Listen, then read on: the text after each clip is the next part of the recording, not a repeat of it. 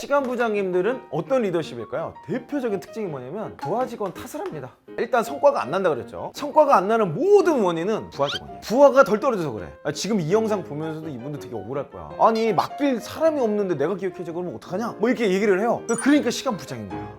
네, 반갑습니다. 일잘러 강의의 일타 강사 최사영입니다. 오늘 드디어 부장편을 하게 됐습니다. 정말 많은 분들이 부장을 꼭 다뤄달라, 대표까지 다뤄달라 이런 분들이 많이 있었는데, 일단 월급쟁이의 최고봉이죠. 부장에 대해서 우리가 먼저 짚고 넘어갈 필요가 있습니다. 부장은 뭐 하는 사람입니까?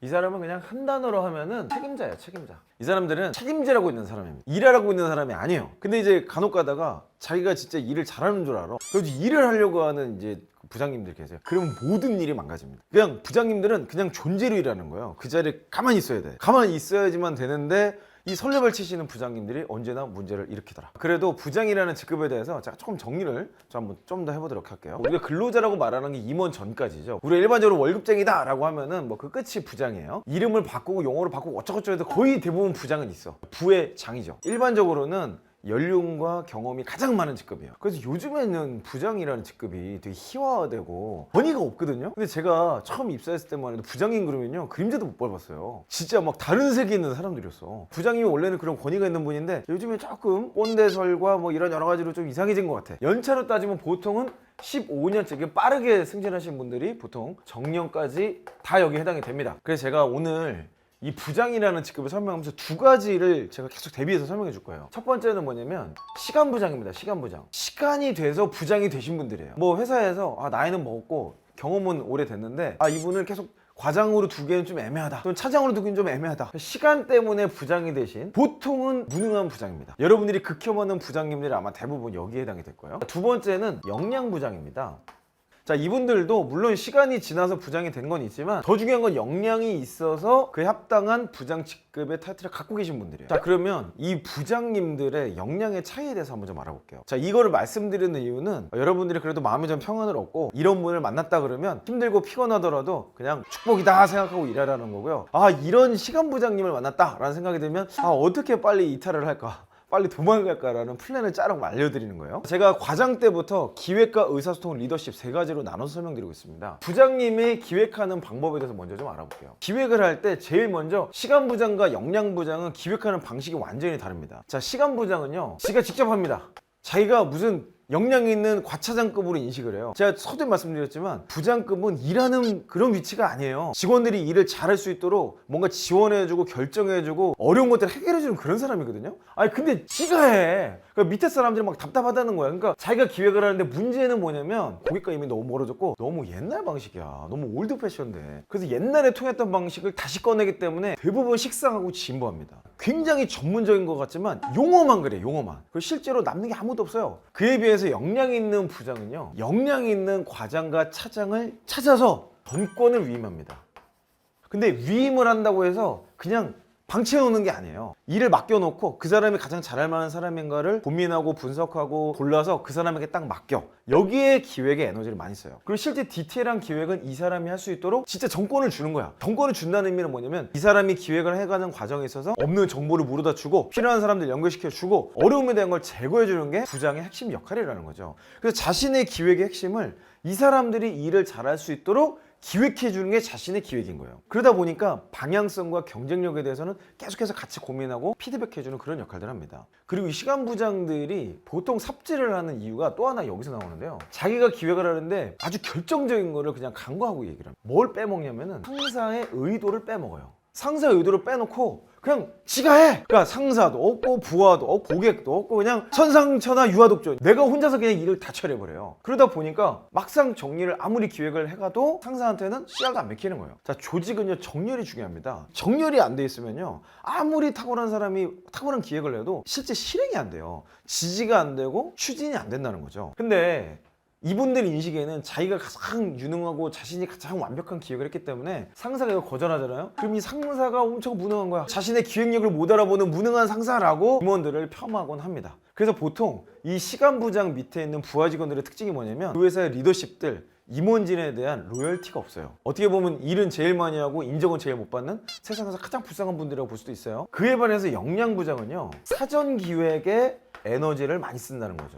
여기서 엄청 고생을 해요. 근데 일이 추진될 때 스무스합니다. 뭐 모든 걸 예측할 수는 없어도 예상되는 어려움, 문제 요인들 이런 것들을 다 보면서 하나하나 해결해 나가는 게 이분들의 차별화된 포인트라는 거죠. 일이 시작되기 전에 가장 바쁘니까 이렇게 일을 치밀하게 기획하는 부장님들 밑에서 일하시는 분들은 피곤할 수 있어요. 하지만 여러분의 커리어는 이분들과 함께 일하면서 성장해야 될 거라는 걸 잊지 않으셨으면 좋겠습니다. 자, 두 번째는 의사소통이죠. 시간부장은 의사소통 어떻게 시킵니까? 특정 업무에 대해서 딱 정확하게 지시를 합니다. 어떻게 해야 되는지, 뭐부터 해야 되는지 알려주는 경우도 물론 있는데 그렇지 않은 경우가 더 많아. 그리고 그렇게 알려주는 것도 별 도움도 안 되는 경우가 더 많죠. 그래서 역량이 있는 과장들, 또 역량이 있는 대리들이 이분이 시킨 일을 열심히 했는데 그래서 전체 결과물을 딱 모아놓고 보면 되게 이상한 거야. 처음엔 아이유 눈에다가 김희애 코에다가 이영희의 예쁜 입, 얼굴 붙여놓으니까 괴물이잖아. 이렇게 된다고. 아무리 눈이 예쁘고 아무리 코가 이렇고 아무리 앱을 예쁘게 해도 대머리야, 대머리. 이게 시간부장들이 업무 지시를 하는 결과물이 뭐 이런 거예요. 그러다 보니까 내가 했던 일들이 대부분 수포로 돌아가게 되는 거죠. 이에 반해서 역량부장은 의사소통하는 내용이 전혀 다릅니다. 큰 그림을 먼저 얘기합니다.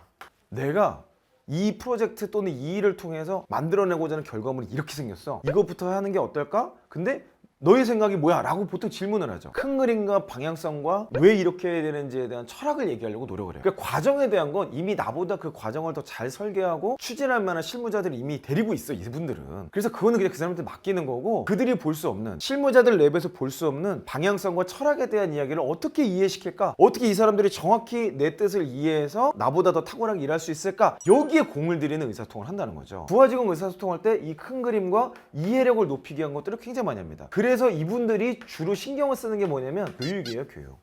직무 교육일 수도 있고 리더십 교육일 수도 있고 뭐 여러 가지 형태가 있어요. 교육이라는 게 꼭 스쿨식으로 우리가 뭐 어디 가가지고 하는 이런 게 아니라 그냥 사무실 내에서 같이 책을 본다든지 아니면 좋은 영상 같이 본다든지 또는 이런 교육을 좀 갔다 와 라고 한다든지 이런 것들에 대한 제안을 계속해서 하는 거를 이런 역량 부장님들이 실천을 한다는 거죠. 이거를 HR 전문적인 용어로는 살아있는 학습 조직이라고 합니다. 그럼 이분들이 상사와는 어떤 의사소통을 할까요? 시간 부장들은요, 거의 대부분 보고서로 소통을 해요. 이게 시간 부장들의 특징이야. 이분들은요, 상사와 신뢰관계가 없어. 이게 뭐예요? 텍스트로 된 거예요, 텍스트로. 텍스트로 되는 거가 우리의 의사를 잘 전달할 수 있나요? 사실 우리의 감정이나 의도나 관심사나 이런 것들을 잘 녹여내기 굉장히 어려운 그런 보고 방식입니다. 그리고 이건 이미 인쇄돼서 나가잖아. 뭐 이메일로 보고를 한다 하더라도 어쨌든 이미 타이핑이 된 내용을 하잖아요. 과정에서 상대방의 어떤 그 눈빛의 변화, 여기 팔자주름 생기는 거, 미간의 찌푸리 이런 걸 볼 수가 없어. 그냥 일방적으로 정보를 전달하는 거예요. 근데 부장쯤 되면은 그러면 안 되거든요. 근데 이분들이 주로 보고의 대상이 누구예요? 임원이잖아, 임원. 임원들의 내용도 정확히 이해를 못한 채로 그냥 이렇게 보고를 해버린다는 거예요. 그러니까 이 소통이 잘 될 리가 있나? 소통이 잘 될 리가 없죠. 기껏 하고 나서 재작업을 할 수밖에 없는 이유가 상사의 의도가 제대로 반영되지 않았기 때문에 그래요. 보고서라는 게 그래요. 논리도 따져야 되죠. 관련 조사 자료도 찾아야 되죠. 그러니까 엄청나게 많은 사람들이 진짜 삽질을 막 해. 그래가지고 엄청난 걸 만들어냈는데 하다 보면은 그게 뭐 논리적으로 뭐 딱딱 맞습니까? 논리적 비약과 오류들이 막 일어나. 그래도 막 됐어. 그냥 답 적어놔. 야, 너는 아까 말했던 이거나 해와. 나머지 내가 알아서 할게. 그래서 막 한단 말이야. 근데 재밌는 건요, 상사한테도 답정도를 요구해. 그러니까 임원한테 보고해놓고 왜 당신은 내 말을 못 알아듣냐 말 이렇게 세상 억울한 의사소통을 한다는 얘기죠. 자, 그러면 역량부장들은 어떻게 소통합니까? 이분들은요, 스몰 토크를 먼저 해요. 상사하고도 스몰 토크를 먼저 합니다. 회의를 하건 뭘 하건 간에 일단 상사의 방향성이나 의중을 내가 생각하고 한번 맞추는 이 싱크를 거는 작업을 반드시 합니다. 이 작업을 가지고 내가 파악한 방향성과 의도나 전략을 큰 그림을 녹여내서 밑에 사람들한테 소개를 해주는 거예요. 그러니까 업무 자체 재작업할 이유가 별로 없어요. 그리고 이렇게 일을 하니까 일하는 과정이 재밌고 쉽게 끝나요. 끝나고 나면 반드시 결과물이 나오든지 결과물이 안 나와도 그 과정에서 뭐가 잘못됐는지를 피드백하는 형태로 학습을 하게 되는 거예요. 이분들은요, 임원분들하고요, 사적인 얘기도 많이 합니다. 신뢰관계가 있기 때문에 사적인 얘기와 공적인 얘기를 왔다 갔다 하는 거예요. 보통 하수들은요, 일 얘기만 해요. 근데 고수로 갈수록 일 얘기에 머물지 않습니다. 일 얘기만 하는 거는 그만큼 관계성이 없다는 거예요. 그래서 고수로 갈수록 사적인 일과 공적인 일을 왔다 갔다 하면서 연결시키고 그 사람의 상태나 이런 것들을 더 잘 파악하게 되는 거죠. 자, 이제 마지막으로 리더십입니다. 제가 뭐 대기업을 포함해서 많은 교육의 임원 교육이나 이런 분들을 제가 티칭을 하는데 그때 이걸 가장 중점적으로 얘기를 해요. 근데 그 중에서도 정말 많은 얘기를 하지만 핵심적인 포인트 한 가지씩만 얘기해 볼게요. 자, 시간 부장님들은 어떤 리더십일까요? 대표적인 특징이 뭐냐면 부하 직원 탓을 합니다. 일단 성과가 안 난다 그랬죠. 성과가 안 나는 모든 원인은 부하 직원이에요. 부하가 덜 떨어져서 그래. 지금 이 영상 보면서도 이분들 되게 억울할 거야. 아니 맡길 사람이 없는데 내가 기억해줘 그러면 어떡하냐? 뭐 이렇게 얘기를 해요. 그러니까 시간 부장인 거야. 본인이 부하 직원을 봤을 때 이 사람은 역량이 없고 덜 떨어지니까 이 사람한테 일을 못 맡기는 거예요. 계속 일을 못 맡기고 내가 그걸 끙끙 앓고 그러다 보니까 일이 진행이 안 되고 잘못된 결과물을 낳는 경우가 굉장히 많죠. 그게 반복되다 보니까 오히려 역량 있는 사람들은 이런 시간 부장하고 같이 일하는 팀 배치가 되는 순간 퇴사를 하는 일들이 아주 부지기수로 일어납니다. 그래서 배치에 정말 신경을 쓰는 게 이런 분들과 누가 함께 일하게 할 거냐? 사실 이게 굉장한 인사팀이 고민이 돼야 하는데 그런 고민하는 인사팀이 좀 별로 없단 말이야. 자, 그럼 역량 있는 부장들의 리더십은 어떨까요? 일단 사람부터 세팅해요. 자신이 맡을 정도의 이 사업부나 크기를 감당할 수 없다는 걸 잘 알아요. 그래서 보통은 변명이 없고요. 만약에 이게 준비가 안 됐으면 일단 처음에는 자기가 버텨. 이가 없으니까 잇몸으로 막 버티면서 더 공을 들이는 게 뭐냐면 일 그 자체보다는 인사팀 또는 임원, 대표님들 계속 조율해가면서 우선순위 아젠다, 우선순위 인재 확보, 안 되면 채용, 안 되면 교육, 별 방식을 다 써서 조직을 세팅하는 것부터 시작한다는 거죠. 그래서 보통 이분들이 조직을 세팅하는 방식이 뭐냐면요. 부장님들 잘 들으세요. 업무의 목표 수준을 급격히 끌어올리는 거예요. 업무의 목표 수준을 더 나이스하고 더 중요하고 더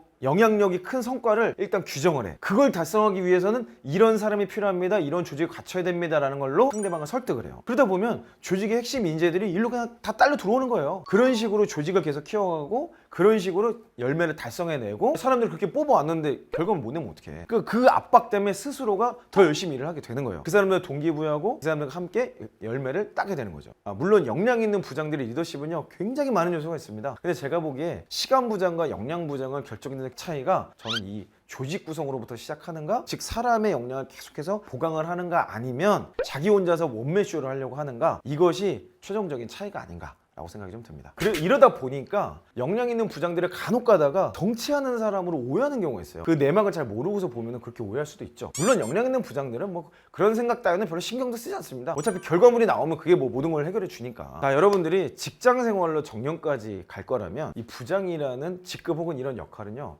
절대 피할 수 없겠죠. 그러니까 기왕이면 미리 준비하는 게 좋아요. 시간이 돼서 된 그냥 부장이 될지 아니면 임원으로 승진하는 과정에 있는 역량 부장이 될지는 여러분이 지금 이 시간을 어떻게 사용하는지에 달려있다고 해도 저는 무방하다고 봅니다.